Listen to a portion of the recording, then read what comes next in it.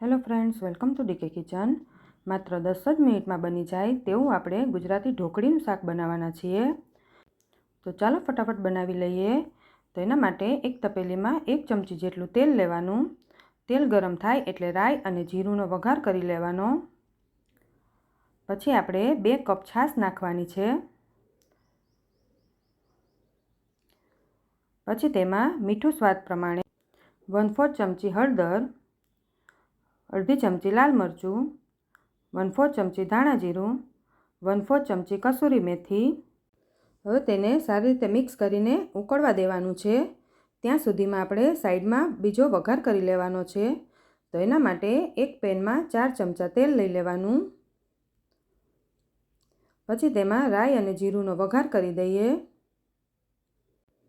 2 સૂકા લાલ મરચાં, 1 લીલું મરચું અને થોડો મીઠો લીમડો। પછી થોડી હળદર નાખીને એમાં 1 ટમેટું કટ કરીને નાખી દેવાનું।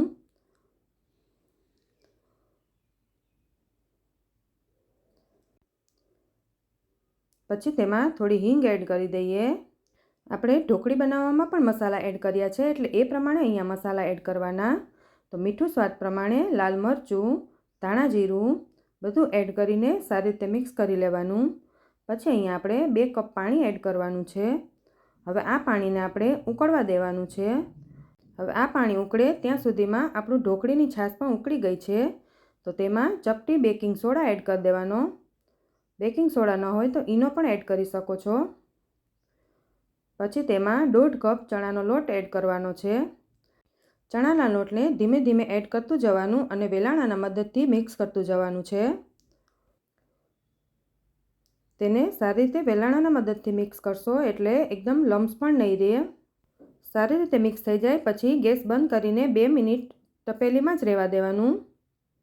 હવે આપણે થાળી ઊંધી કરીને તેના પર તેલ લગાવી દેવાનું છે। પછી તેમાં આપણે જે ઢોકળીનું બેટર તૈયાર કર્યું છે એ નાખી દેવાનું। હવે આપણે તેને થાળી પર પાથરવાનું છે। તો વાટકીની પાછળ તેલ લગાવીને તેને આવી રીતે સ્પ્રેડ પણ કરી શકો છો, અને આ ન ફાવે તો હાથેથી પણ સ્પ્રેડ કરી શકો છો। હાથથી એકદમ જલ્દી થઈ જશે। ઢોકળી આપણી પથરાઈ ગઈ છે તો 2 મિનિટ એને ઠંડી થવા દેવાની। પછી તેમાં આપણે કાપા પાડી લેવાના।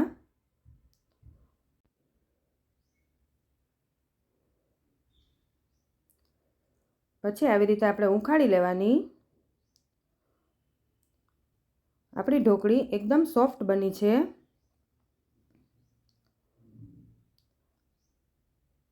ત્યાં સુધીમાં આપણે જે વઘાર કર્યો હતો એ પાણી પણ ઉકળી ગયું છે। તો આપણે તેમાં હવે ઢોકળી એડ કરી દેવાની બધી।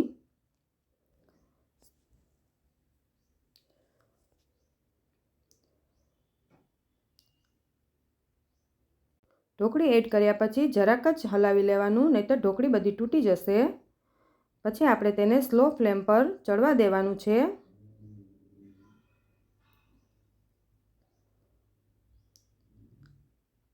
પાંચ મિનિટ પછી તેમાં થોડી કસૂરી મેથી એડ કરી દઈએ।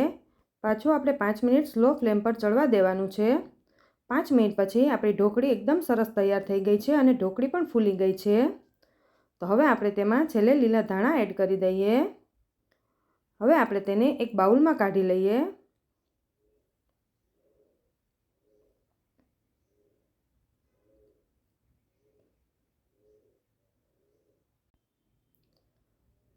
આ શાક રોટલી પરાઠા સાથે ખૂબ સરસ લાગે છે।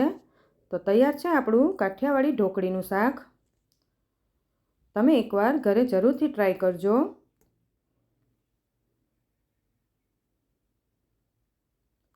જો તમને મારો વિડીયો ગમ્યો હોય તો લાઈક, શેર અને સબસ્ક્રાઈબ જરૂર કરજો। Thank you for watching.